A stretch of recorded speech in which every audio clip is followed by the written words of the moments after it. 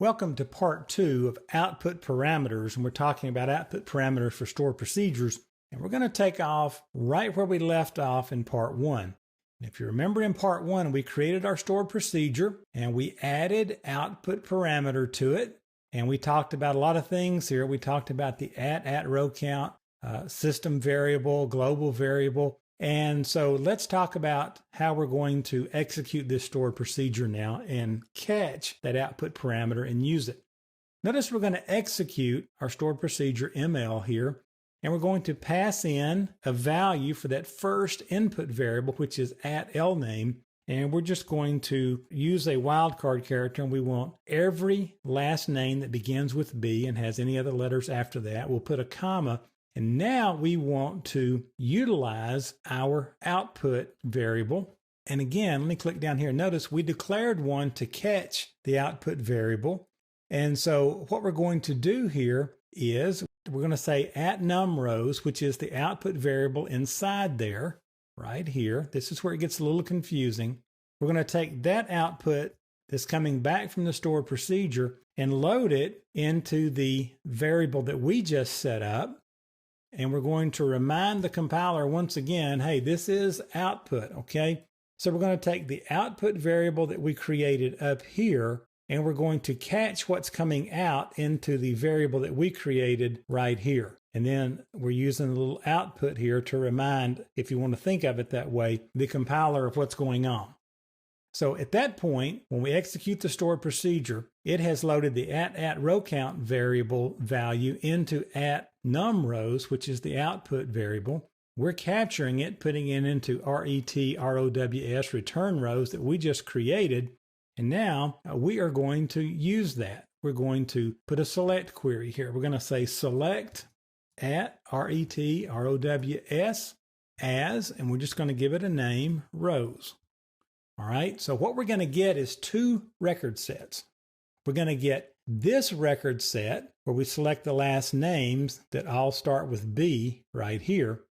Then we're going to get this query that shows us how many rows are in the at RET return rows variable.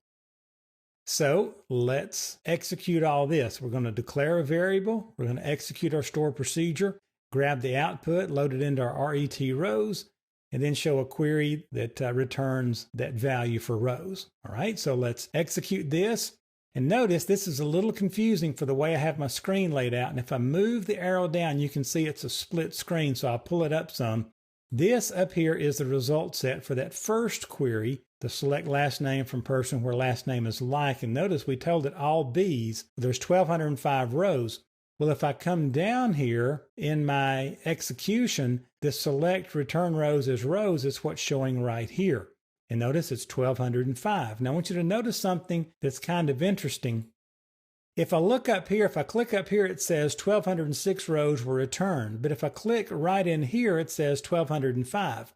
So there was actually 1,205 rows of data. That's what's loaded in my RET rows. But if I click up here, it's 1,206, and the reason being there is 1,205 rows here, but then there's another query that reported them, and that's one row, so that's why we're seeing 1,206. I hope that makes sense to you. So don't let this throw you since it doesn't match this. But just to show how this is working, let's go grab the ease, and we'll execute that, and we'll have to pull that back up so that we can see it. You probably won't have this issue, but my type is so large so that you can see it better on the videos. It's kicking everything down. But notice with the E's, there was 187 of those, right? And so we'll run it one more time, say with H's, and we will highlight all this and execute it.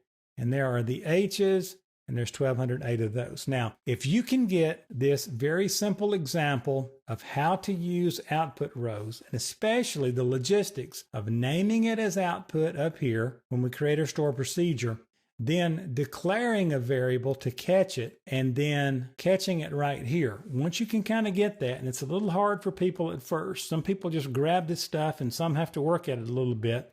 Once you can make that kind of come into focus, you've got it. And you can do some pretty wild things with output parameters. Once you've got this and it's making sense to you and you're comfortable with it, I would strongly encourage you to go out there, look around in books online, look around on Google at some other output parameter examples, and build the complexity, and you're going to like what you see here, and you will absolutely wear these things out when you start working with application code along with TransAct SQL code. So that's a very simple look at output parameters. I hope it's helped.